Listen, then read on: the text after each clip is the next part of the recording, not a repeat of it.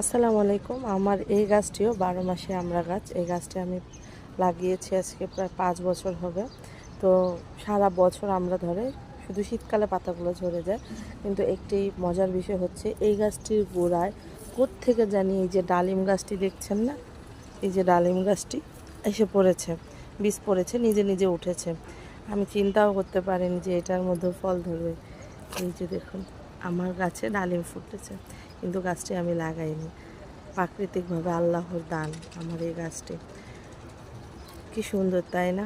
Free free গাছ, free free ফল, ভালোই লাগে আসলে। আল্লাহ চাইলে কি না দিতে পারে। তো সবাই দোয়া করবেন আমার বাগানটি যেন আমরা আরও সুন্দর করতে পারি। আসলে আমার এই খামারে অনেক কিছু আছে, আপনাদের আস্তে আস্তে সব কিছু দেখাবো। তো সবাই মাশাআল্লাহ বলবেন কিন্তু।